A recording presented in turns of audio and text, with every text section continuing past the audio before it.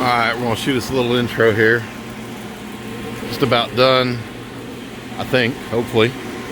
Tuning this ZL1. I'm sorry, dynoing this ZL1. No tuning changes are being done here. If anybody watching is from the EPA. I don't know what's going on. I'm just the guy running the dyno. Anyway, what we got here is Texas speed motor, Magnusson blower on it. I don't know which Magnusson it is. I want to say a 2.3 liter, but I may not be. I don't know. It's got a Magnusson on it. A little backstory: this car was on the dyno several months ago, almost a year ago now, and it was running lean up top. Owner was complaining about the previous tuner, who will remain anonymous. And the car was kind of set up weird, like it wasn't trimming right. It was full, you know, negative 20% long term, negative 20% short term, set a code for that stuff. Got it squared away. I realized he was running out of fuel pump up top. Pretty common issue on these cars once you, you know, kind of put the screws to them a little bit.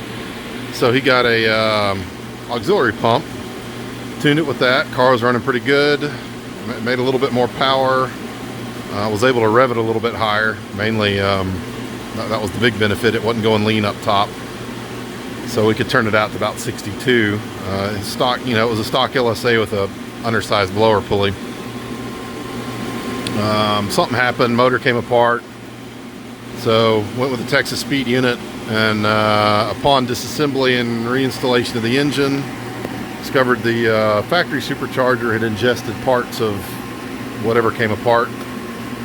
And that was the end of that. So we got a Magnusson on there. We got some bigger injectors.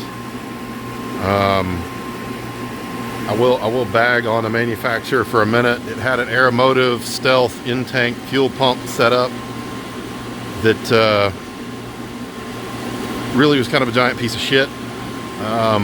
Pretty much from the first pull, it was out of fuel pressure, you know, making 500 horsepower or so.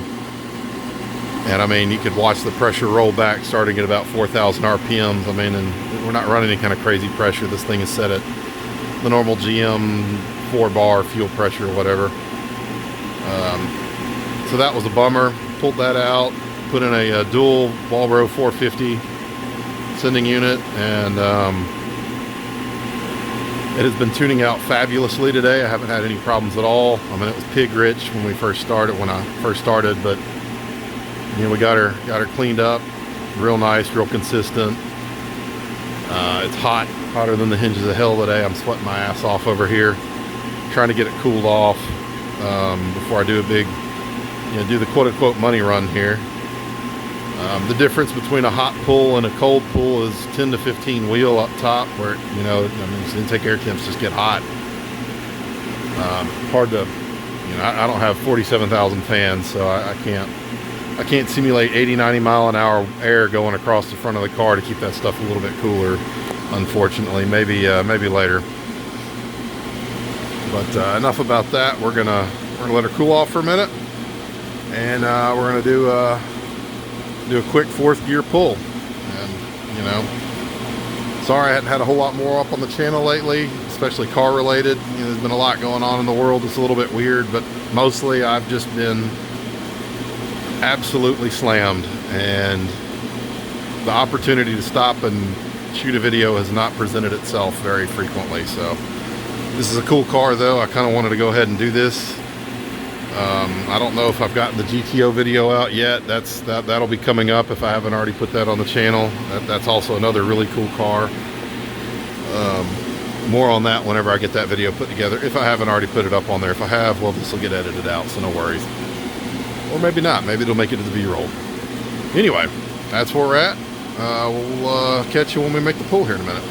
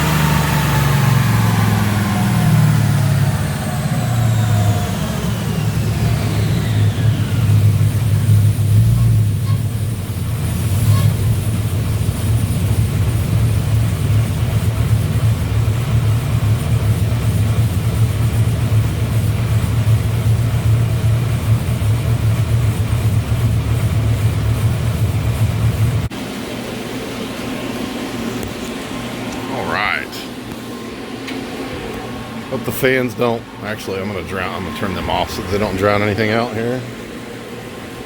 Because I can always edit this out of the video, haha. Alright, we got that guy. We'll go ahead and turn that guy off.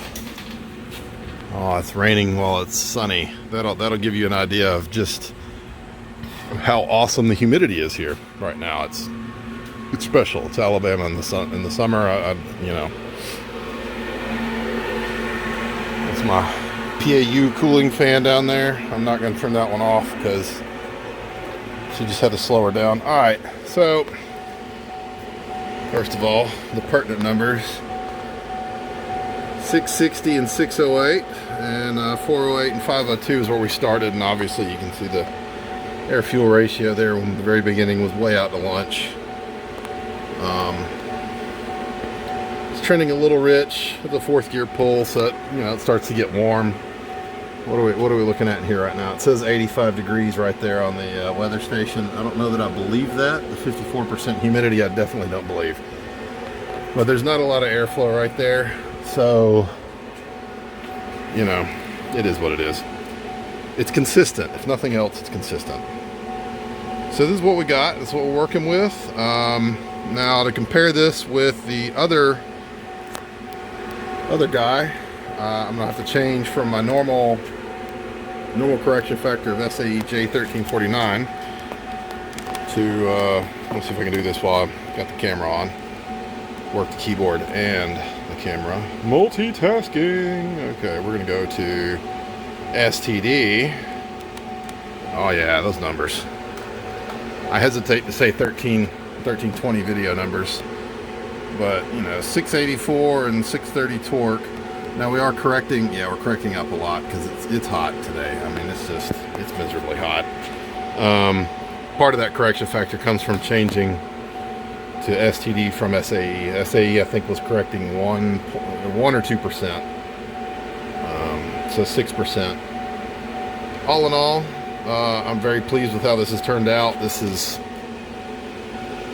a good use of a Sunday afternoon. I like this car. I mean, I know everybody that watches my channel knows that I'm a Volvo guy, and personality wise, the vehicle itself doesn't really suit my personality, but I like the setup, and if I could put it in something else, it would be a hell of a lot of fun in something else. But I am also certain it's going to be a hell of a lot of fun in this car too. So yeah, there we go. Almost 700 wheel horsepower from the old ZL1 there. That's not too shabby. Or 660 for the SAE guys. That's cool too. I don't race the numbers. I get the tune where I think the car feels happiest, and the numbers are what the numbers are. So for anybody keeping score on the SAE, on the SAE correction factor, the 4-cylinder Volvo did make approximately, I think, 6 more wheel horsepower than this, but not torque. Of course, I don't weigh as much as this, so there's that. But not talking trash. That's just for the Volvo homies. That's all. This thing, I mean, I got to go take it on a test drive to make sure it drives good. But honestly, I'm a little bit scared of that. So we're gonna wait till it hasn't been raining for like a month or something, because it's going to spin. It's going to be cool. It's going to be awesome. It's going to be raw. It's going to be everything you want from a car like this. I mean, look at that power curve. It's going to be a hell of a lot of fun. Y'all have a good one.